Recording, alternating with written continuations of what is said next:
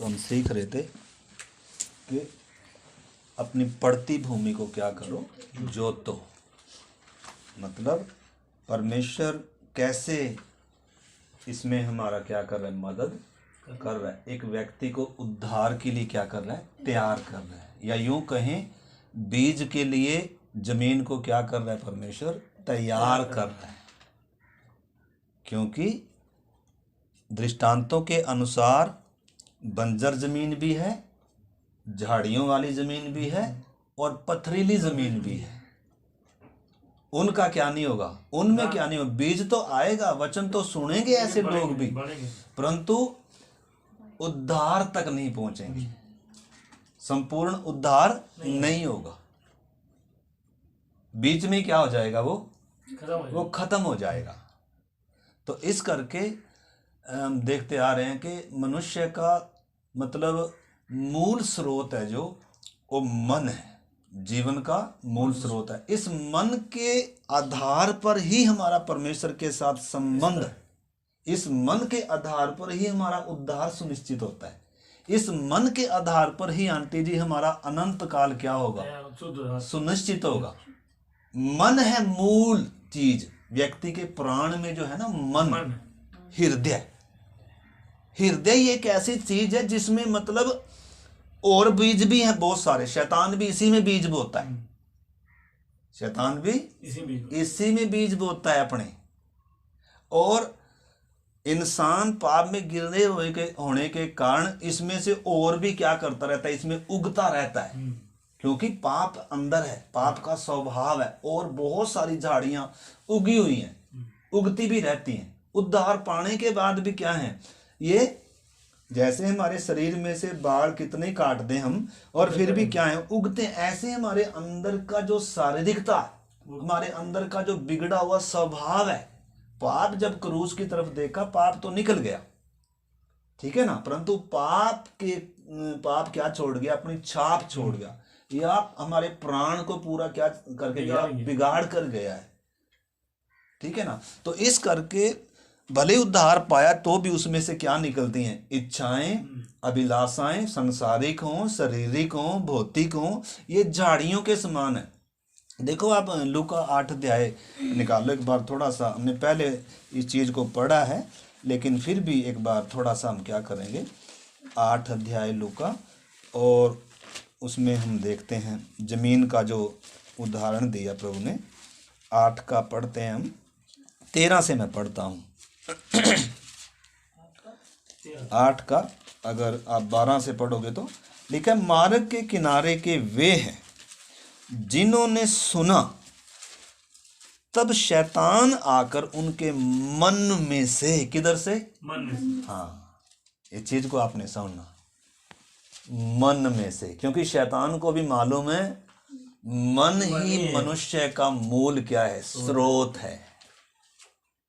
इसलिए हवा के उस समय अदेन की वाटिका में उसके मन में टारगेट क्या था, शैतान का, इंसान का प्राण था। वास्तव में फल खिलाना टारगेट नहीं था, वो तोड़कर नहीं देगा, बल्कि उसके मन में क्या कर किया, उसने बीज बोया। शैतान का टारगेट था परमेश्वर के साथ से इंसान का संबंध क्या हो जाए, कट हो जाए, और फिर इसके ऊपर मैं क्या कर सकूंगा, पूरा राज्य कर सकूंगा। फिर मेरा होगा, सब कुछ किसका होगा। इसलिए यीशु के सामने कह रहा है, पत्थर को बोल रोटी बन जाए। एक बार कह रहा है आगे कि ये सारा कुछ वैभव संसार का जो भी कुछ है, ये मेरा है, ये मुझे दिया गया है, और जिसको जो चाहता हूं उसको क्या कर देता हूं। वास्तव में इसने चोर है, ये इसके कई रूप हैं। ये सांप के समान भी धूर्त भी है, ये चोर और डाकू के समान भी लूटने के लिए आता है। ये इसलिए आता है ताकि लूटे, ये इसलिए आता है ताकि क्या करे, घात करे। ये इसलिए आता है ताकि संबंध तोड़े, जीवन से एक व्यक्ति को क्या करे, अलग करे। इसलिए सारी दुनिया को इसने क्या डाल के रखा हुआ अपने कब्जे में। इसलिए अब ये थोड़ा चाहेगा कि कोई उसके कब्जे में से छूट जाए, या कोई परमेश्वर का वचन क्या कर ले, राज्य का वचन क्या कर ले, अपने मन में स्वीकार कर ले। सिस्टर जी को मिला नहीं वचन?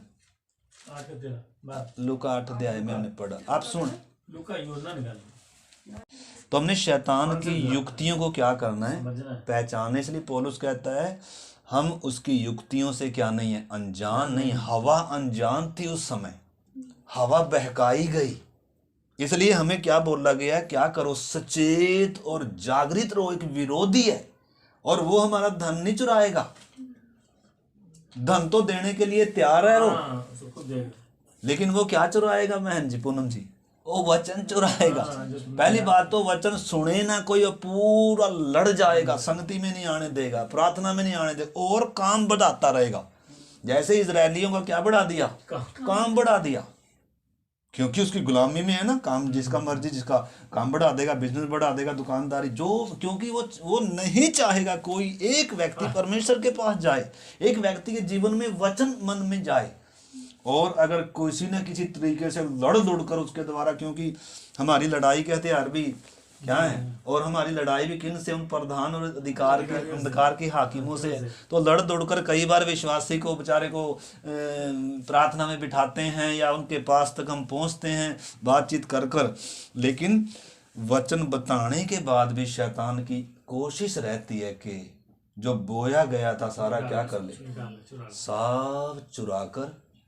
और ज़्यादातर विश्वासी क्या हैं, जैसे मतलब आप बुरा नहीं मानना, जैसे अभी पूछा था भाई कोई सवाल है, कुछ भी नहीं, क्योंकि मन में कुछ है ही, वो वचन किधर नहीं है। सच में समझना सिस्टर जी इस चीज को, क्योंकि इस वचन में जीवन है, इस वचन में सृष्टि रचने की माता जी क्या है।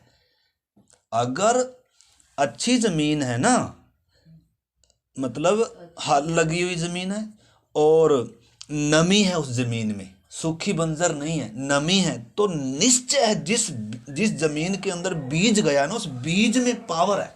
चाहे किसी भी चीज का बीज लगा लो आप, ये तो परमेश्वर का वचन है जिसके द्वारा सृष्टि निर्माण हुई। वैसे भी किसी भी चीज का बीज है ना, उस बीज में परमेश्वर ने जीवन डालकर रखा है। वो बीज क्या होगा, बढ़ेगा और वो बाहर आएगा, जमीन को फाड़ कर क्या करेगा, अंकुर निकालेगा, अंकुर इन्हें निकालेगा और नीचे भी जड़ें पकड़ेगा।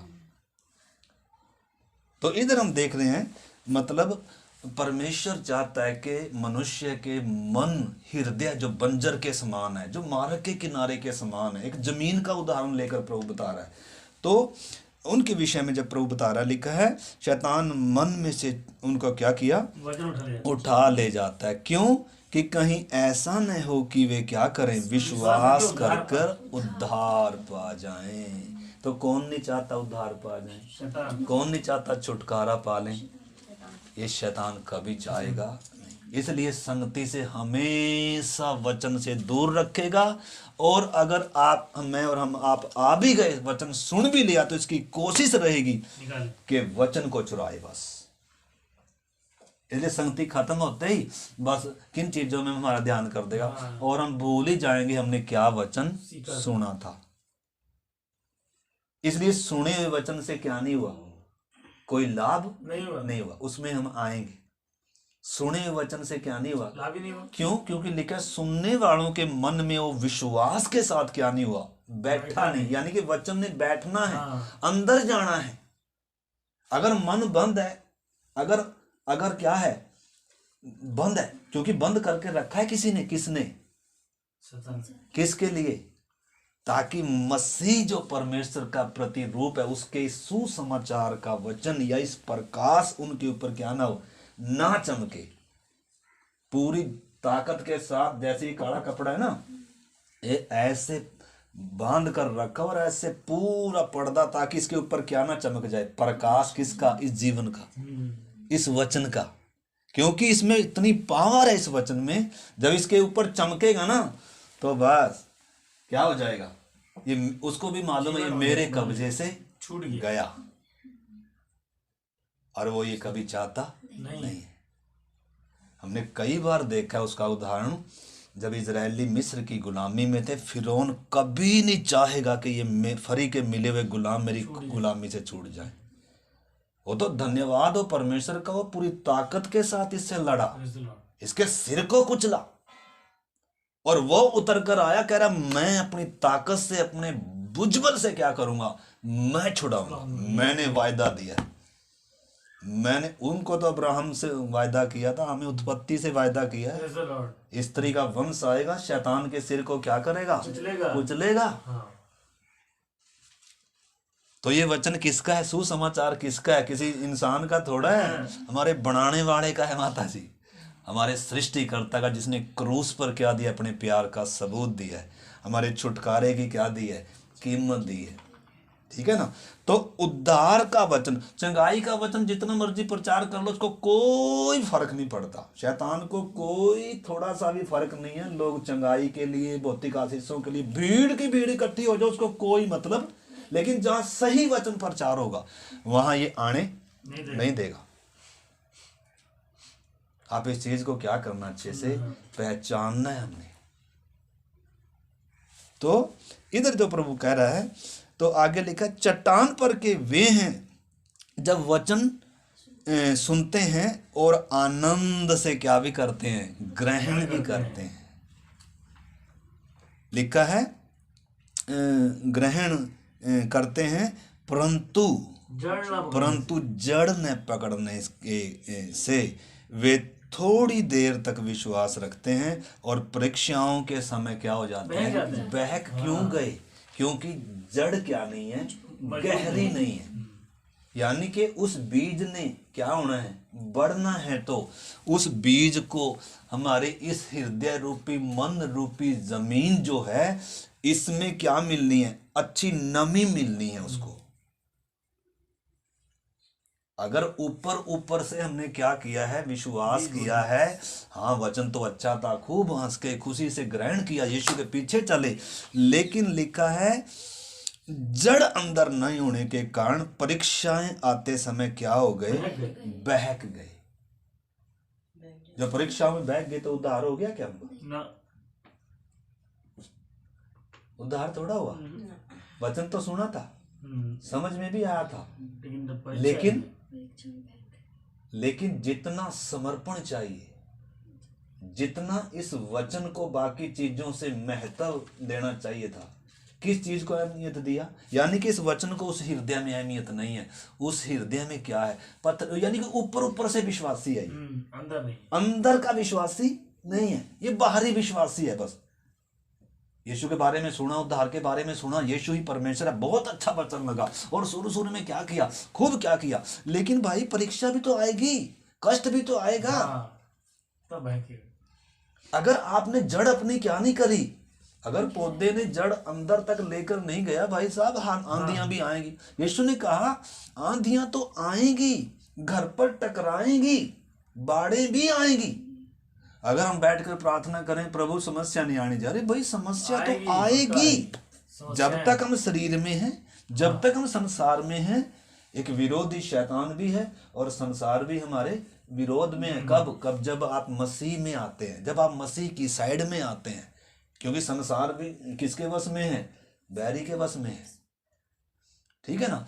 तो और हमारी परिपक्वता के लिए क्या भी है, ये हमारे सिद्धता का हिस्सा भी है। क्या कष्ट, समस्या, ये हमारे लाभ के लिए, इसलिए प्रभु आने, ये हमारी हानि के लिए नहीं है। अगर हमारी हानि के लिए हो तो प्रभु देखो, जिसने क्रूस पर अपना प्राण दे दिया, ये कष्ट दूर नहीं कर सकता क्या?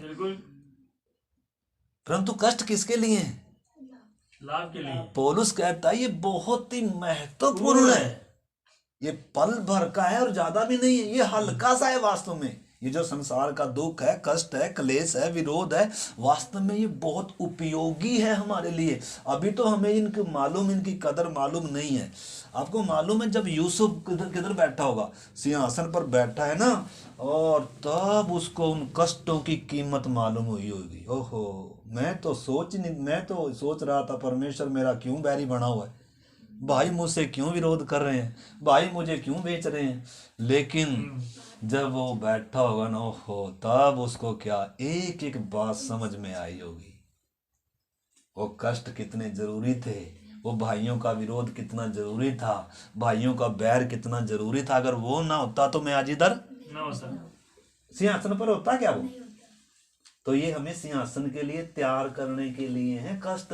ये संसार, ये दुख, ये तकलीफ माता जी परमेश्वर की निर्बलता के कारण नहीं है। ये कष्ट आज भी वो चंगा करने की क्या रखता है, ताकत रखता है। आज भी आपके घुटने ऐसे हो जाए माता जी जैसे छोटे बच्चे के हैं, ताकत रखता है वो। आज भी जिंदा मुर्दों को जिंदा करने की ताकत है, बीमारों को चंगा करने की उसके अंदर क्या है, ताकत है। निर्बलों को बल देता है वो। परंतु ये हमारे जीवन का क्या है, हिस्सा है। ये हमारी सिद्धता के लिए है, ठीक है ना। तो इस करके अगर हमको एक शुरू में जब विश्वासी सोचे जी मेरे जीवन में तो कष्ट नहीं आना चाहिए, भाई देखो वो तो आए, इसलिए शुरू से हम विश्वासियों क्या भी सिखाते हैं, भाई प्रभु के पीछे जब चलोगे तो विरोध भी आएगा, दुख भी आएगा, कष्ट भी आएगा। एक समय प्रभु ने आपकी बीमारी ठीक किया, लेकिन आपकी जब विश्वास की परख आएगी तो आपने विश्वास बीमारी का क्या करना होगा, सामना करना होगा, क्योंकि आपका विश्वास क्या किया जाएगा, परखा जाएगा दुखों तकलीफों के द्वारा। क्योंकि परमेश्वर को कैसा विश्वास चाहिए, परखा हुआ विश्वास चाहिए, ऊपर ऊपर का विश्वास थोड़ा, ऊपर ऊपर के विश्वासी थोड़ा। तो इधर लिखा है जड़ गहरी ना होने के कारण क्या हो गया, वो क्या हो गया, बहक गए परीक्षाओं में। मजबूत मसीह विश्वासी नहीं था, मन पूरा अंदर वचन गया नहीं था। तो ये बहुत सारे विश्वासियों की आज क्या है, ये हालत है। शुरू में बहुत बेदार थे, लेकिन मन में वचन नहीं सुधारने की, मन में क्या है, बंजर है, बंजर हालात है, उपयोगी नहीं है। इस वचन को बढ़ने के लिए एक, जैसे कोई भी बीज है उसको अगर और बढ़ना है तो उसको खाद भी चाहिएगी। जैसे बढ़ रहा है तो क्या भी चाहिए, पौधा जितना ऊपर जाएगा उतना नीचे भी जाना है। अगर नीचे नहीं जा रहा, खाली ऊपर ऊपर जा रहा है तो समझ लो क्या है, खतरा है।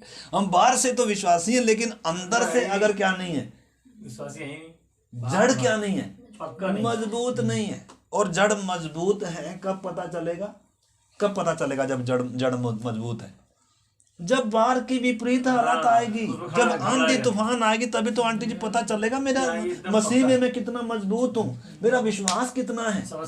देखो चेले यीशु के साथ हैं, किश्ती में यीशु भी है, लेकिन तूफान के सामने क्या है, डगमगा रहे हैं, क्योंकि अभी तक कोई जड़ है ही नहीं। यीशु के पीछे तो चल रहे हैं और यीशु के लिए जान देने के लिए भी पतरस और क्या है, तैयार है। लेकिन जब बात आई मरने की तो इनकार कर ही भाग गया। उस समय की बात है। अरे धन्यवाद हो प्रभु का, फिर भी बार बार क्या कर रहा है, फिर भी आ रहा है। कितना प्यार करता है परमेश्वर हम पापियों से है, जिनका मन तैयार नहीं है वचन के लिए है। इसलिए प्रभु क्या देता है, उलाहना देता है। हम पिछली बार देख रहे थे, जिन लोगों ने क्या नहीं किया, जिन नगरों ने क्या नहीं किया, मन नहीं फिराया, प्रभु उनको क्या दे रहा है, उलाहना दे रहा है। अरे कह रहा है योना का प्रचार सुनकर निनवे के लोगों ने मन फिरा लिया, लेकिन इधर तो योना से भी क्या है, बड़ा है। ठीक है ना। तो इधर हम उस चीज को देख रहे थे। आगे हम देखते हैं अगला भी, जो झाड़ियों में बोया गया या जो झाड़ियों में गिरा, यह वह जो सुनते हैं और आगे चलकर, लिखा है चिंता या संसार की चिंता। अगर दूसरे सुसमाचार में पढ़ोगे अलग अलग तरीके से इसको क्या किया गया, कुछ इसमें बात बताई गई है, बाकी किसमें बताई गई है, उसमें लिखा है संसार की चिंता। मन में क्या है, संसार की चिंता। कौन सी झाड़ी ना, झाड़ी क्या है, संसार की चिंता है ना, तो ये कभी भी क्या नहीं हो पाएगा, आपका संपूर्ण उद्धार नहीं हो पाएगा। आपको संसार की चिंता क्या करनी पड़ेगी। जिस व्यक्ति के मन में संसार की चिंता है ना, वास्तव में उसका प्रभु पर विश्वास अधूरा है। वास्तव वचन पर विश्वास, वो वचन बढ़ेगा ही नहीं, अंदर बढ़ेगा, बताओ जिसमें संसार की चिंता है माता जी, बढ़ेगा ना, नहीं बढ़ेगा, चिंता नहीं बढ़ेगा। और ये बहुत बड़ी बात है, हर एक व्यक्ति के अंदर चिंता आती है, परंतु प्रभु ने क्या कहा, अपनी सारी चिंता किस पर डाल दो? प्रभु पर डाल दो, क्योंकि उसको तुम्हारा क्या है? ध्यान है। पत्रस में लिखा है। क्यों डाल दो? क्योंकि उसको तुम्हारा क्या है? ध्यान है। भाई, जिसने अपना इकलौता पुत्र भी हमारे लिए रख नहीं छोड़ा, क्या उसको हमारी चिंता नहीं है? क्या ऐसे छोड़ देगा? चिंता है। अयूब के जीवन में देखो कितनी बाड़ा के सुरक्षा के क्या लगे हुए थे, बाड़े लगे हुए थे। बिना परमेश्वर की अनुमति के क्या नहीं है? कोई उसके बाड़े को क्या नहीं कर सकता। इसलिए यीशु ने कहा तुम्हारे सिर के बाल भी क्या हैं? तुम क्यों चिंता करते हो? अगर चिंता कर कर तुम सफेद बाल को काला नहीं कर सकते, काले को सफेद नहीं कर सकते, एक पल भी अपनी उम्र बढ़ा नहीं सकते, तो फिर क्यों चिंता करते हो? चिंता करने वाला कौन है? बाप है, स्वर्गीय बाप है। इसलिए अन्य जाति चिंता करते हैं। चिंता कौन करता है? जिसका परमेश्वर से क्या नहीं है? रिश्ता नहीं, नाता नहीं। परंतु अगर हम देखें, क्या हमारे मन में चिंता नहीं है? क्या है ही झाड़ी? नॉर्मल है, मनुष्य स्वभाव में बातें हैं, परंतु ये विश्वास में आगे बढ़ने में क्या है? रुकावट है। उद्धार पाए हुओं के लिए भी आगे बढ़ने में रुकावट है, और जिनका भी उद्धार नहीं हुआ, जो इस चिंता से भरे ही पड़े, आए पड़ोसी क्या कहेगा, आए रिश्तेदार क्या कहेंगे, बपतिस्मा ले लिया या प्रभु के पीछे चलने लग गया, या लोग क्या कहेंगे, तो फिर तो देखो जी, वचन सुने से कोई क्या नहीं होगा। तो संसार की चिंता है की झाड़ी है, और आगे किसकी झाड़ी है? लिखा है धन का धोखा। दूसरे में लिखा है धन का क्या है? धोखा। और सुख, जीवन के सुख विलास, ये है इंसान के अंदर वास्तव में क्या है? झाड़ियां हैं। ये मन की दशा बताई गई है, और ऐसे में जो बीज बोया जा रहा है, ये किसी काम का नहीं है। इसलिए वचन कहता है झाड़ियों में क्या ना बो, कंटीले झाड़ों में क्या ना बो, बीज ना बो। इसलिए परमेश्वर बीच बीच में क्या लगाता है? हल लगाता है। परंतु हल लगने किसने देना है? हमने अपने जीवन में हल चलने देना है। टूटना है हमारा मन, पत्थर हृदय ने टूटना है। प्रभु को समर्पण करना है। प्रभु तू मेरा जीवन है, बाकी सब व्यर्थ है चीजें, बाकी सब तात्कालिक है, बाकी सब स्वार्थी संबंध, तो ही मेरा क्या है? तो मतलब वो समर्पण आना है, वो टूटा हुआ मन आना है। अगर वो नहीं आएगा तो फिर परमेश्वर के साथ कभी भी हमारा वो संबंध नहीं होगा। ठीक है ना? तो इस करके ये झाड़ियां मैंने एक बार फिर से बताई, क्योंकि आप बोलोगे, आप भी, हमें भी लगता है, क्योंकि एक वचन कई बार सुनने से लगता है भी वही वचन, परंतु वास्तव में क्या है? अभी इधर 2 पानी की टैंकियां बन रही है इधर ना, आप उधर जाओगे सड़क से आइडिया, हाँ, और 2 पानी कितने दिनों से बन रही, मैं सोच रहा था इधर पता नहीं क्या बनेगा, वो कितना उसके द्वारा क्या किया गया, बहुत गहरे खड्डा खोदा गया, और फिर उसमें क्या भरा? उसमें सीमेंट, बजरी और सरिया, और अब क्या कर रहे हैं? इतने मोटे मोटे बीम उठा रहे हैं, यानी कि ऊपर पानी की टैंकी बनना है, वजनदार है वो। अगर उसका वजन, अगर इनने आंधी तूफान के बीच में भी, भूकंप के बीच में भी, अगर मतलब वो उसका वजन, ये बीम ओट, अगर इन्होंने खड़ा रहना है तो क्या करना पड़ेगा? मजबूत करना पड़ेगा, नीचे क्या करना पड़ेगा? बुनियाद क्या करनी पड़ेगी? गहरी। अगर बुनियाद गहरी नहीं है तो गिर जाएगा, तो ऊपर पानी भी भर दिया। यीशु ने कहा जो रेत पर घर बना रहे हैं, मेहनत तो कर रहे हैं दोनों, जो रेत पर घर बना रहे हैं आंटी, वो भी मेहनत कर रहे हैं। बहुत बार हमें लगता है हाँ तो जा रहे हैं वचन तो, अरे भाई मेहनत तो कर रहे हैं, लेकिन क्या आपकी बुनियाद पक्की है? सवाल ये है। ये बड़ी बात नहीं है कि हम वचन सुन रहे हैं, प्रार्थना में आ रहे हैं, मेहनत कर रहे हैं, लेकिन क्या बुनियाद चट्टान पर है? मेरा विश्वास यीशु पर है। नीम को गहरी खोदी है, क्योंकि उसमें बहुत क्या भी लगती है, मेहनत भी लगती है और पैसा भी लगता है। रेत पर अगर घर बनाएंगे तो पैसा लगेगा, क्योंकि ज्यादा पैसा किस पे लगता है? नीम पर लगता है। मेहनत किस पे लगती है? ज्यादा मेहनत नींव पे लगेगी। बहुत गहरी मिट्टी क्या करनी पड़ती है? खोद कर, और क्या करना पड़ता है? नींव उधर डालनी पड़ती है। यानी कि बहुत कुछ खोदना पड़ेगा, बहुत कुछ मिट्टी हटानी पड़ेगी, तब क्या आएगा? तब सही। यीशु या वचन, और उसके ऊपर क्या रखनी पड़ेगी? बुनियाद रखनी पड़ेगी। अगर मेरा विश्वास यीशु पर है ही नहीं है तो मैं कैसे चल पाऊंगा? इसमें तो आंधी आएगी, तूफान आएगी। जिस किश्ती में यीशु है, देखो तूफान का आना निश्चित है, प्रभु ने बताया। परंतु तुमने क्या करना है? जैसे मैं सो रहा हूं वैसे तुमने भी क्या करना है? सोना है। तूफानों को डांटना नहीं तूने मेरे साथ क्या करना है? तूफान में क्या करना है? सामना करना है। सोना है, सामना नहीं करना। मतलब आराम से निश्चिंत होकर। अगर देखा जाए तो इतनी लहरें आ रही हैं, किश्ती डूबने को जा रही है। अगर यीशु मसीह में भी अगर क्या होगी? देखो उधर ये दोनों बातों को देखो। चेले हैं 12 किश्ती में, बाहर तूफान से भरी जा रही है और लहरों से। सो कहा रहे? नहीं, वो चेले चिंता कर रहे हो, मरे जैसे ऊंची लहर है, तेरा अब की बार गए। लेकिन एक क्या कर रहा है?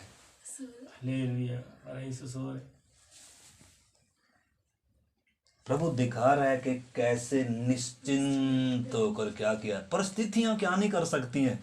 जो अंदर से मजबूत है, जिसकी बुनियाद अच्छी है, जिसका परमेश्वर पर भरोसा है, जो अंदर से मजबूत है, माता जी, बाड़े आएंगी, किश्ती पर टकराएंगी, ऊंची ऊंची लहरें आएंगी। ऐसा लगेगा बस अब गया। और ऐसा ही लगेगा कई बार। बीमारी आएगी, समस्या आएगी, विरोध आएगा, दुख आएगा, तकलीफ आएगी, ऐसा लगेगा बस मैं तो गया। लेकिन अगर चिंता है तो गए। परंतु अगर चिंता सारी किस पर डाल रखी है? सारी चिंता किस पर डाल दो? क्यों? क्योंकि उसको क्या है? ध्यान है। चिंता किस चीज के लिए होनी है? मेरा संबंध प्रभु से टूट ना जाए, मैं अविश्वासी ना हो जाऊं। मेरी चिंता किसके लिए होनी है? मुझे आत्मिक बल पाना है, मुझे आत्मिक भोजन करना है। मैंने परिश्रम किन चीजों के लिए करना है? परंतु संसार के लोग संसार की चिंता करते हैं। क्या खाएंगे, कहाँ रहेंगे, क्या पहनेंगे, बस यही है, भविष्य की चिंता है। परंतु जब एक व्यक्ति यीशु पर विश्वास करता है, वचन कहता है मेरा धर्मी जन कैसे जिएगा? विश्वास से। मेरा धर्मी जन विश्वास से जिंदा रहेगा। अगर विश्वास नहीं है तो हम उसके पीछे नहीं चले,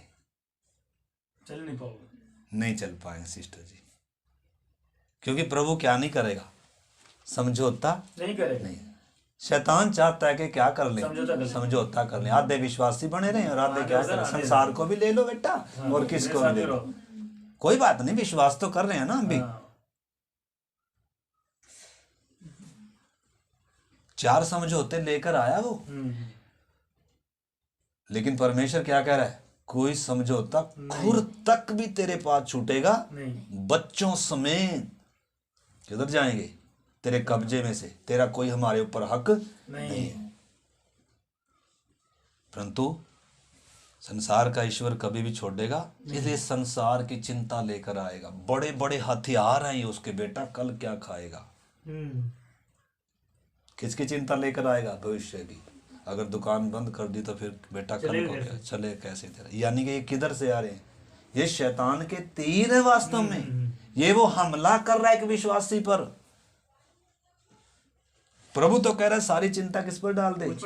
प्रभु तो कह रहा है पहले उसके राज्य और उसकी धार्मिकता की क्या कर? खोज कर।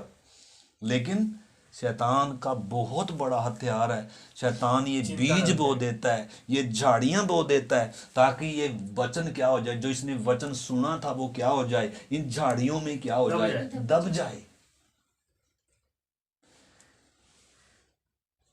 परंतु हमें क्या करना होगा? बिना विश्वास के परमेश्वर को प्रसन्न नहीं कर। परमेश्वर विश्वास से प्रसन्न होता है, यस लेकिन विश्वास ही से हाबिल ने हाँ कैन से उत्तम बलिदान चढ़ाया, विश्वास ही से हनोक, विश्वास ही से नूह, और जहाज तैयार कर दो विश्वास ही से अब्राहम। विश्वास का क्या दिया गया है? उदाहरण दिए विश्वास, परखा हुआ विश्वास।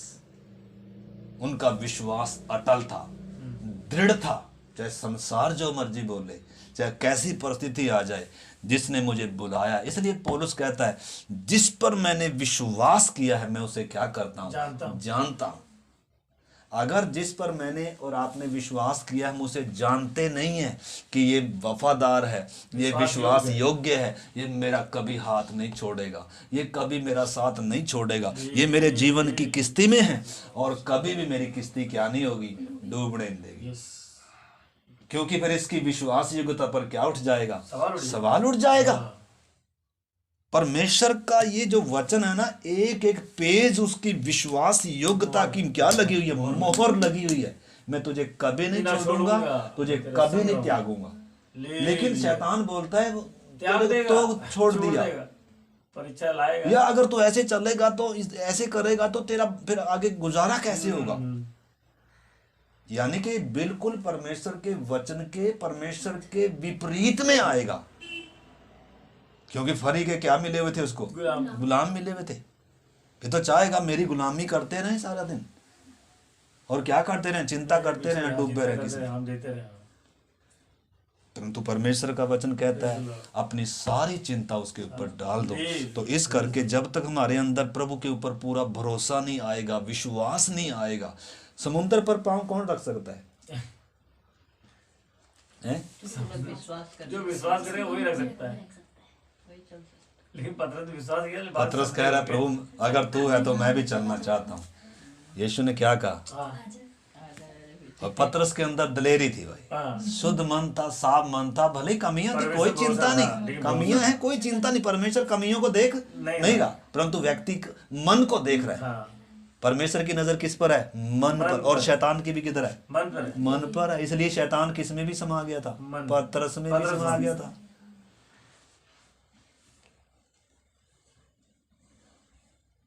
ठीक है ना?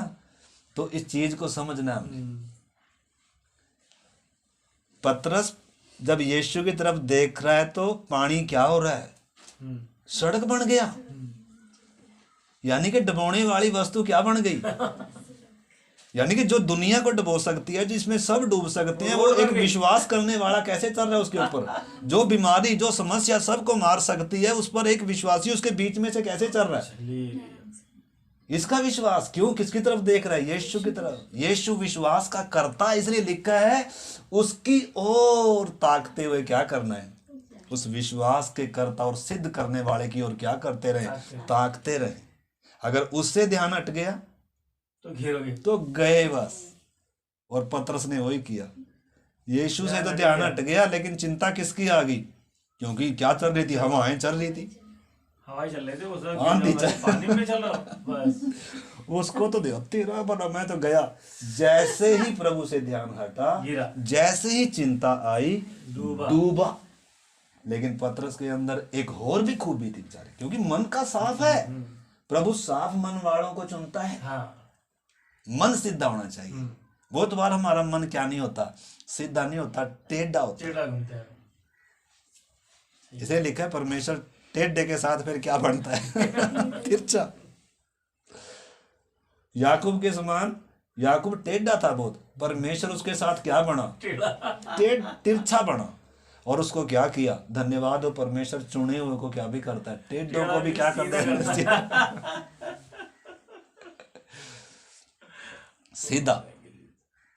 तो इस करके हम समझ सकते हैं। देखो इन बातों कितने, ये वचन देखो, अगर हमारा परमेश्वर पर विश्वास नहीं है, देखो महामारियां भी आएंगी, दुख भी आएंगे, कष्ट भी आएंगे, क्लेश भी आएंगे, परंतु अगर हम इनको देखेंगे तो फिर कभी भी प्रभु के फिर नहीं आप चिल नहीं चल सकते। लेकिन ठोकरों का आना अवश्य है, समस्याओं का आना। यीशु ने कहा आंधियां तो आएंगी, एक नहीं आएंगी, आंधियां चली, बाढ़ें आई, घर पर टकराई, परंतु जिसका घर बुनियाद पर बना था, जिसकी बुनियाद पक्की है, जिसका विश्वास यीशु पर है, आए जाओ। अंदर बैठे हुए आराम से गीत गा रहे हैं, तो अंदर तूफान आ रहे हैं, बाढ़ें चल रही हैं, लेकिन क्या है, सुरक्षित है। लेकिन जिसने बेचारे ने जल्दी जल्दी में क्या किया था, नीम रेत पर डाली थी, तो जैसी थोड़ी सी बारिश आ रही है, जैसी थोड़ी सी समस्या आ रही है, थोड़ा सा दुख तकलीफ आ रही है, खतरा दिख रहा है, उस समय क्या कर रहा है, प्रभु मुझे क्या कर। वही तो किया चेलों ने, कह रहा प्रभु तुझे हमारी चिंता नहीं है, नहीं हम डूबे जा रहे हैं। क्या चिंता नहीं है प्रभु को? क्या चिंता नहीं थी? चिंता थी। हाँ, लेकिन पतरस क्या कह रहा है, तुझे मेरी हमारी चिंता नहीं।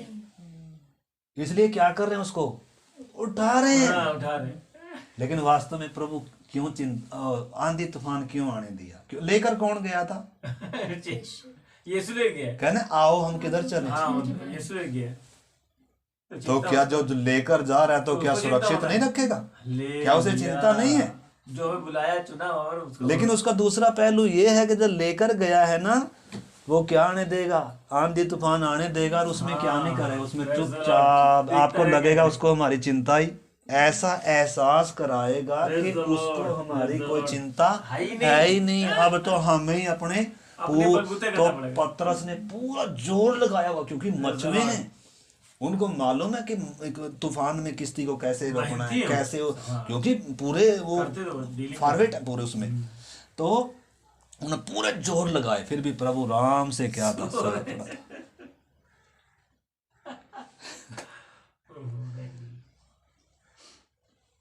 ये छोटी बात नहीं है। समस्याओं के बीच में सोना, दुख है आराम से सो रहे हैं, समस्या आ रही है आराम से सो रहे हैं, दुख तक मतलब चाहे कैसी भी तूफान आ रहा है, ये हमारा प्रभु ही है जो सो सकता है, और जो प्रभु को जानते हैं।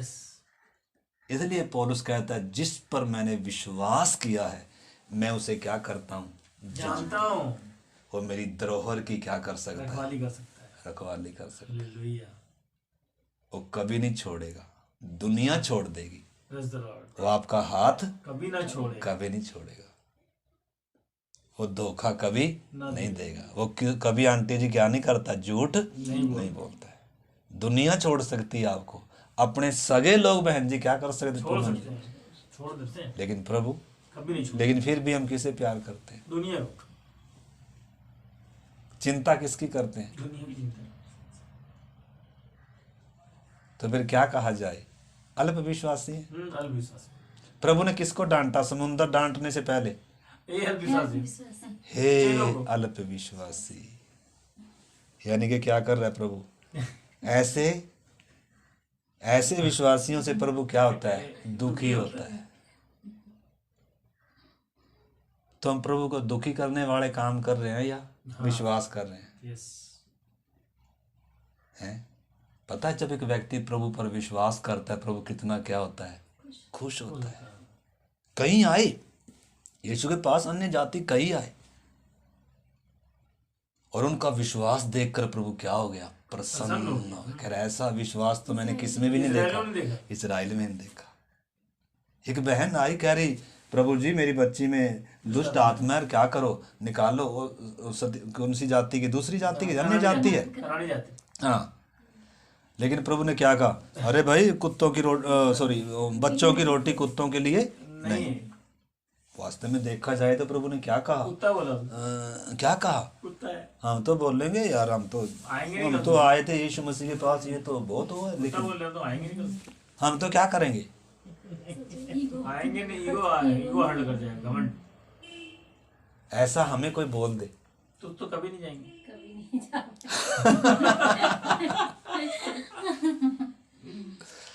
प्रभु कई बार ऐसे भी करता है।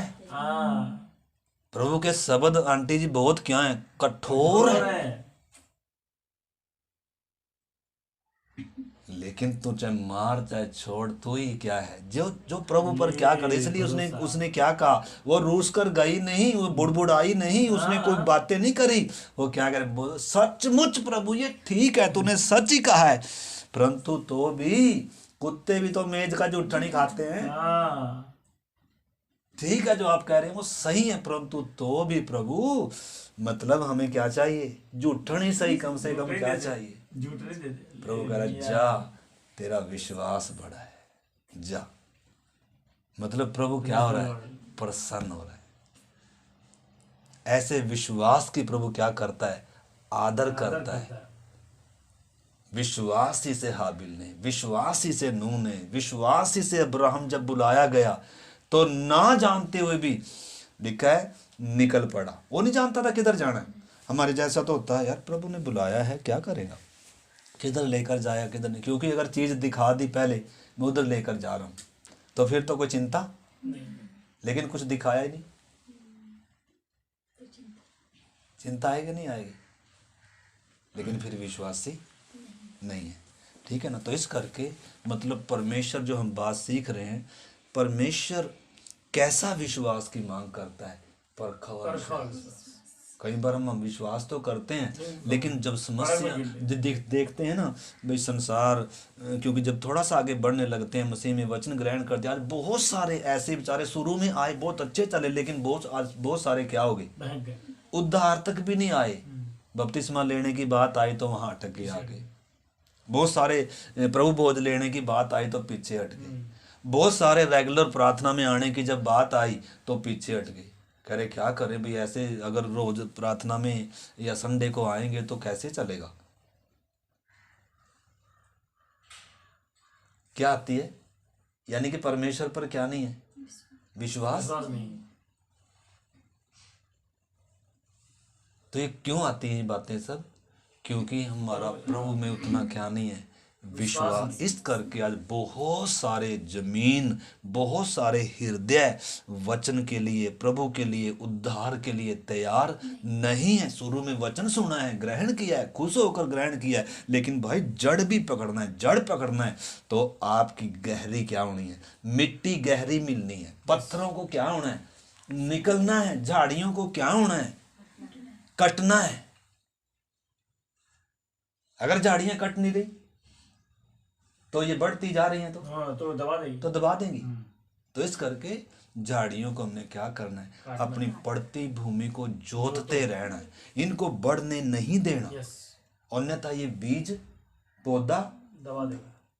ठीक है ना। तो आइए हम प्रभु से प्रार्थना करते हैं, अपने जीवनों को जानते हुए। हमने पिछली बार देखा कैसे हमारी जमीन तैयार होती है, हमने कुछ बातों को देखा था, कैसे तैयार होती है हमारी जमीन, उसके लिए कैसे तैयार होती है। सबसे पहली बात तो पापों के प्रति क्या होता है कि व्यक्ति कायल होता है। वो तीन चीजों का उपयोग करता है परमेश्वर, विवेक है, वचन है और पवित्र आत्मा है। ठीक है ना। और उसके अलावा एक व्यक्ति अपने पापों को क्या करता है, मानता है, अंगीकार करता है। और तीसरी बात क्या है, उसमें टूटा हुआ क्या आता है, मन आता है, पश्चातापी क्या आता है। यानी कि जब तक ये चीजें नहीं आएंगी, एक मन जब तक पाप की ओर से फिरता नहीं है, एक मन जब तक क्या नहीं होता है, कायल नहीं होता है, एक मन जब तक क्या नहीं होता है, अपने पापों का एहसास करते उनको क्या नहीं कर रहा है, जब तक मानने का नहीं। माफी मिलेगी क्या ना, माफी तभी जब मानेगा। तो हमने देखा था परमेश्वर क्या चाहता है, यूसुफ के भाइयों से देखा था, फिर दाऊद के जीवन से हमने देखा था। मैं चाहता हूँ वो थोड़ा सा पढ़कर और फिर हम क्या करेंगे, प्रार्थना करेंगे। आइए हम परमेश्वर के वचन से निकालेंगे।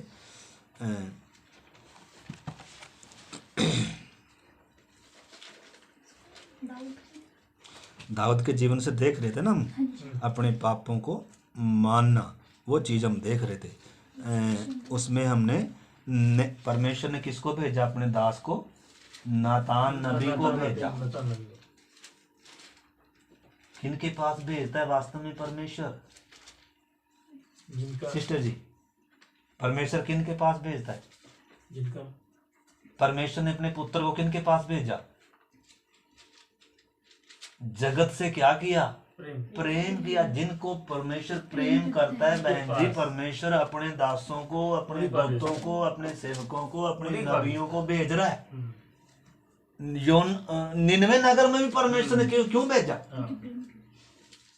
परमेश्वर चाहता है क्या करे, लोग बुराई से फिरकर, मौत से फिरकर गड्ढे की तरफ ना जाएं, बल्कि क्या पाएं? जीवन पाएं। इसलिए परमेश्वर जिसे प्यार करता है, लिखा है, इसलिए तो लिखा जगत से प्यार किया, नाश करने से पहले पहले नूह को बोला किश्ती बना। ठीक है ना। सदोम अमोरा में किसको भेजा? स्वदूत को भेजा कि देख लें, जैसे बुराई देख रहा हूं मैं, सुन रहा हूं, ऐसे ही है या थोड़ा बहुत फर्क है? लेकिन वैसे ही निकला, लेकिन वैसे ही थी। 10 भी नहीं निकले वहां, 10 भी विश्वास ही नहीं निकले।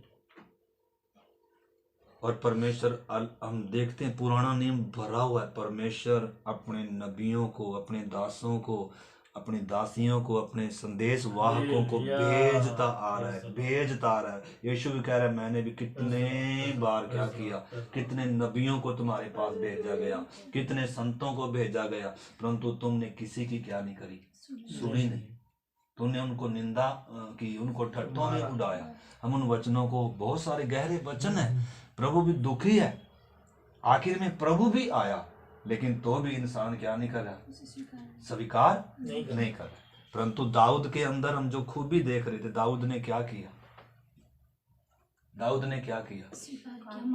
दाऊद ने अपने पाप को क्या किया? स्वीकार किया।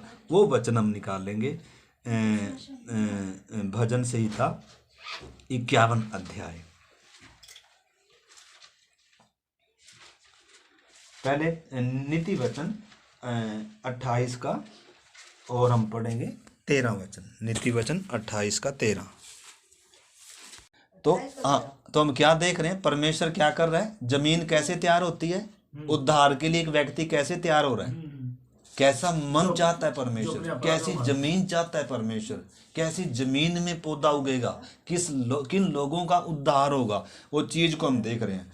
तो जब वचन आपके पास पहुंचा, जब परमेश्वर ने सत्य दिखाया पापी व्यक्ति को, उसका पाप उसके ऊपर प्रकट कर दिया, अब वो व्यक्ति उस पाप को क्या भी कर सकता है? विवेक की आवाज को भी दबा सकता है, वचन को भी सुनकर अनसुना कर सकता है, पवित्र आत्मा की आवाज को भी क्या कर सकता है? दबा सकता है। स्वतंत्रता किसको दी है? परमेश्वर ने इंसान को दी है। ये अपना मन खोल भी सकता है, ये अपना मन फिरा भी सकता है, और ये इसके हाथ में है, मतलब इंसान के हाथ में। ठीक है ना। अब दाऊद ने क्या किया था वो हम देखेंगे। इधर वचन क्या कहता है? जो अपने अपराध छिपा रखता है उसका काम कभी सफल उसका यानी कि कभी उद्धार भी नहीं होगा, परंतु जो उनको मान लेता है और छोड़ भी देता है उस पर क्या की जाएगी? दया की जाएगी। न केवल मानना है बल्कि क्या भी करना है, छोड़ना भी है। तो परमेश्वर चाहते, इसलिए प्रभु का वचन कहता है, यदि तुम अपने पापों को क्या कर लो? मान लो। मानता ही नहीं है इंसान। आदम ने भी क्या किया? अपने अपराध को, पाप को क्या कर लिया? ढांप लिया। अय्यूब क्या कहता है? देखो कि वचन अय्यूब में भी पढ़ेंगे, फिर हम आएंगे उसमें। अय्यूब की पत्री 31 का 33 है मेरे ख्याल में। अय्यूब की किताब 31 का 33। हाँ, इसमें लिखा है, यदि मैंने आदम के समान अपना अपराध छिपाकर अपने अधर्म को ढांप लिया हो, मतलब उधर क्या बता रहा है? वो बात बता रहा है 33। मतलब अय्यूब कह रहा है कि मैंने क्या नहीं किया? आदम के समान काम नहीं किया। आदम ने छिपाया अपना अपराध, अपने पाप को उसने ढांप लिया। परमेश्वर आकर पूछ रहा है तो भी क्या कर रहा है? दूसरे पर दोष लगा रहा है, अपनी गलती को मान नहीं रहा। जैसे नातान को परमेश्वर ने दाऊद के पास भेजा। दाऊद राजा है, उस समय क्या कर सकता है? नातान को मार सकता है। बहुत सारे इजरायलियों ने क्या किया? ऐसे नबियों को मारा है, लेकिन दाऊद ने नहीं मारा। नहीं, हम देखते हैं यिर्मयाह को सूखे कुएं में डाल दिया था एक बार, कितना मारा। इसलिए यीशु कहता है, मैंने कितने नबियों को तुम्हारे पास भेजा, इसलिए भेजा ताकि तुम्हें सच्चाई बताए, ताकि तुम मन फिरा लो, ताकि तुम्हारी गलती बताए कि परमेश्वर तुमसे नाराज है, या परमेश्वर के बीच में तुम्हारे बीच में पाप है। जब तक उस पाप को तुम क्या नहीं करोगे, मानोगे नहीं। तो इधर दाऊद क्या कहता है, ये क्या कह रहा है अय्यूब, मैंने आदम के समान क्या नहीं किया, अपना पाप नहीं छुपाया, अपने धर्म को ढांपा नहीं है मैंने। ठीक है ना। तो इस प्रकार एक वचन और हम पढ़ेंगे, भजन संहिता 32 अध्याय पढ़ेंगे, 32 का 5। हाँ, नीति वचन हमने पढ़ा है, जो अपने अपराध छिपा रखता है उसका काम सफल नहीं होता। अब भजन संहिता, इससे अगली किताब है, उसका 32 अध्याय निकाल लेंगे, उसका मेरे ख्याल में 5 है,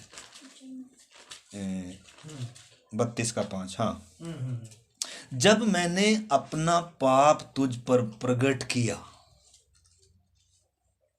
कौन कह रहा है, दाऊद कह रहा है, जब मैंने अपना पाप तुझ पर क्या किया, प्रकट किया, और अपना अधर्म न छिपाया, और कहा मैं यहोवा के सामने अपने अपराधों को क्या कर लूंगा, मान लूंगा, तब तूने मेरे अधर्म और पाप को क्या कर दिया, क्षमा कर दिया।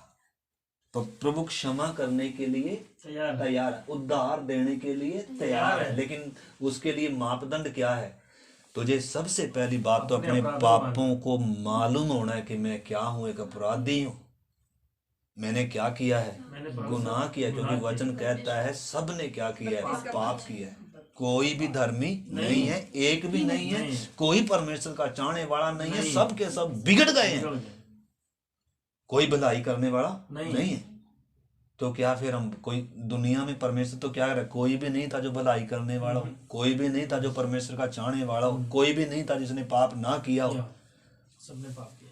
तो जब परमेश्वर का ये सुसमाचार सबसे पहले एक व्यक्ति का पाप प्रकट कर दे रहा है, विवेक उसको बता रहा है, और वचन भेजकर प्रभु जब पवित्र आत्मा भी जब कायल कर रहा है, तो अगर वो विश्वासी, वो व्यक्ति, वो पापी व्यक्ति अपने पापों को ना ढांपते हुए मान लेता है और उसे क्या कर देता है, छोड़ देता है, परमेश्वर पर प्रकट करता है, हाँ प्रभु मैं पापी हूं, तो प्रभु क्या करता है, ऐसे मन, ऐसा हृदय है उद्धार के लिए उपजाऊ जमीन, वचन के लिए उपजाऊ जमीन। वो क्या नहीं करेगा, दोष थोड़ा लगाएगा दूसरे पर, अपने पाप को सीधा क्या कर रहा है, मान रहा है। इसका 51 अध्याय, इसमें से हम पढ़कर फिर प्रार्थना करते हैं। 51 का, हे परमेश्वर अपनी करुणा के अनुसार मुझ पर अनुग्रह कर, अपनी बड़ी दया के अनुसार मेरे अपराधों को मिटा दे। तो सबसे बात देखना, सबसे पहले परमेश्वर ने पाप दिखाया, गलती दिखाई, रुकावट दिखाई, अब उसको क्या कर लिया, मान लिया कि सचमुच मैंने उस पाप किया है, मैं पापी हूं प्रभु। लेकिन इतना मानना काफी नहीं है, अब छुटकारे की क्या कर रहा है, प्रार्थना कर रहा है। बहुत बार हम क्या करते हैं, मान तो लेते हैं, लेकिन उस पाप से छुटकारा पाने के लिए क्या नहीं करते हैं, छूटने की क्या नहीं करते हैं, कोशिश नहीं करते हैं, प्रार्थना नहीं करते हैं। छूट तो देखो खुद सकते ही, छुड़ाने के लिए कौन है, परमेश्वर है, छूटने के लिए प्रार्थना, परंतु छूटने के लिए क्या तो मन तो हो, छूटने के लिए प्रार्थना का मन, और प्रार्थना ही प्रार्थना करते हैं अगर मन ही नहीं है। बहुत बार हम उनके लिए प्रार्थना करते हैं जिसका क्या भी नहीं होता, हमें मन नहीं, परंतु क्या होना है आंटी जी, छूटने के लिए प्रार्थना का मन होना है, अंदर से पूरा क्या होना है, पापी होने का एहसास ही नहीं होना। मानना ही सिर्फ काफी नहीं है, बल्कि उससे छोड़ने के लिए भी पूरा क्या होना है, मन होना है। वो मन को प्रभु देखता है, और तब प्रभु क्या करेगा, छुड़ाएगा। दाऊद के अंदर क्या है, दाऊद के अंदर निश्चय है कि इसने गलती किया है, इसने पाप किया है, कुछ समय के लिए इसने पाप ढांप कर भी रखा, फिर भी परमेश्वर जब इसके पास अपने दास को भेज रहा है, ये क्या कर रहा है, अपने अधर्म को छुपा सकता था, उस बताने वाले को क्या कर सकता था, मार सकता था, लेकिन वो क्या कर रहा है, मान नहीं रहा। इसका मन क्या है, टूटा हुआ है, पश्चातापी है, और क्या कर रहा है, परमेश्वर से ऊपर पड़ोगे तो पाप क्षमा की प्रार्थना कर रहा है, छुटकारे की प्रार्थना कर रहा है। और क्या कह रहा है, हे परमेश्वर अपनी करुणा के अनुसार मुझ पर अमल और अपनी बड़ी दया के अनुसार मेरे अपराधों को क्या कर दे, मिटा दे। मुझे भली भांति धोकर मेरा अधर्म क्या कर, दूर कर और मेरा पाप छुड़ा कर मुझे क्या कर दे, शुद्ध कर दे। देखो ये है वास्तव में उद्धार के लिए प्रार्थना। प्रभु किन का उद्धार करता है? टूटे मन वालों का, पिसे हुओं का, पश्चातापी हृदयों का। जैसे हमने देखा वो पापिनी स्त्री क्या कर रही थी, यीशु के पांवों पर पड़कर क्या कर रही थी, फूट फूट कर रो रही थी। मतलब जब तक एक व्यक्ति के अंदर ये दशा नहीं आती है ना, मतलब उसको अपने पापी होने का एहसास नहीं होता। आज बहुत बार क्या होता है, यीशु मसीह के पास आए, कोई आश्चर्य कर्म हुआ, चंगाई मिली या कोई चमत्कार देखा, तो बहुत सारे लोग क्या करते हैं, विश्वास भी करते हैं। यानी कि बहुत सारे कारण होते हैं कि जो लोग यीशु पर क्या करें, विश्वास करें, बपतिस्मा ले लें। परिवार के सदस्य कई बार विश्वास में होते हैं, इस करके क्या भी होता है, दूसरों को भी बहुत चांस होता है कि वो भी विश्वास करके वो भी बपतिस्मा ले लें। परंतु वास्तव में असली जमीन कौन सी है माता जी? ये जब तक एहसास नहीं हुआ, पापी को पापी होने का एहसास नहीं हुआ, तब तक मुझे बचाए जाने की जरूरत है। मैंने परमेश्वर के विरोध में क्या किया है, पाप किया है। मैं गुनहगार हूं प्रभु, क्रूस पर मुझ पापी के लिए यीशु तूने क्या दिया है। प्रभु मेरे पापों से मुझे क्या कर, छुड़ा। मुझे उद्धार चाहिए, मुझे अनंत जीवन चाहिए प्रभु। मुझे परमेश्वर के साथ क्या चाहिए, संबंध। मैं प्रभु तुझे अपने जीवन में सर्वोच्च स्थान दूंगा, तुझे अपने जीवन का प्रभु और उद्धार करता क्या करूंगा, मानूंगा। ये नहीं है कि मैं प्रभु संसार को भी प्रभु मानूंगा और तुझे भी प्रभु मानूंगा, मैं पाप को भी पसंद करूंगा और तुझे भी ना। मतलब पूरा छुटकारा पाने का क्या है, मन और प्रार्थना है। तो प्रभु क्या करता है, तो अभी हम प्रार्थना करते हैं। इसका थोड़ा सा अगला भाग हम फिर करेंगे। आइए हम प्रार्थना करते हैं। कितना धन्यवाद करना चाहिए प्रभु का। हालेलुया। पहले बीमारी बताता है प्रभु, जब बीमारी बताई तो फिर उसे छुटकारा पाने का मन एक व्यक्ति के अंदर आना है। परमेश्वर का वचन अल्ट्रासाउंड कर कर देता है कि हे इंसान देख, तेरे अंदर ये रोग है, महारोग लगा हुआ है, तुझे बचाए जाने की जरूरत है, तुझे उद्धार की जरूरत है और मैं तेरा उद्धार करता हूं। मैंने क्रूस पर तेरे कीमत चुकाई है।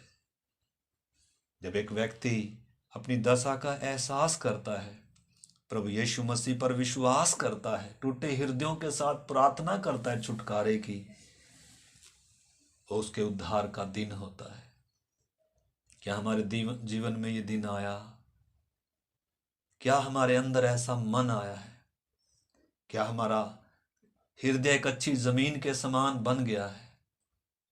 आइए हम प्रार्थना करें, जांचें प्रभु इन दिनों हमारे अंदर एक ऐसा मन आए खुदावन। अन्यथा प्रभु सुने हुए वचन से कुछ लाभ नहीं होगा खुदावन। मार्ग के किनारे के ना हो खुदावन, झाड़ियों की जमीन ना हो प्रभु, बल्कि हम अपनी पड़ती भूमि को इन दिनों जोतें प्रभु। जब तू हम पर अपने हमारी गलतियों को, हमारे पापों को प्रकट करता है खुदावन, हम पहचाने प्रभु कि हम प्रभु हमने आपके विरोध में ही गुनाह किया है प्रभु। हमने आपके नियमों को ही तोड़ा है प्रभु। हमने किसी इंसान के विरोध में नहीं, बल्कि आपके विरोध में प्रभु हमारे पाप थे, गलतियां थी, गुनाह थे प्रभु। हमें के को इस एहसास में आने के लिए प्रभु तेरी आत्मा, तेरा वचन और विवेक प्रभु हमें कायल करे खुदावन। प्रभु आपके हाथ में सौंपते हैं प्रभु, एक एक जीवन में प्रभु आप काम करें खुदावन। एक अच्छी जमीन होने के लिए विनती करते हैं, पवित्र आत्मा आप कायल करें। हर एक को बचाए जाने की जरूरत है कर पापी होने का एहसास होने के लिए और छुटकारे की प्रार्थना निकलने के लिए आप सहायता करें प्रभु। ब्रदर के साथ हम अंतिम प्रार्थना करें। धन्यवाद परमेश्वर पिता, प्यारे पिता परमेश्वर, आपके सुंदर दिन का धन्यवाद करते हैं प्रभु। और जी हमारे अंदर कितना बड़ा हम गुनाहगार है, सबसे बड़ी बात हमारे अंदर ये बात आना है, अपने प्रभु यीशु मसीह आपके सामने आके अपने अपराधों को मानना है। आमीन आमीन। टूटा हुआ हृदय लेके आना है। आमीन आमीन।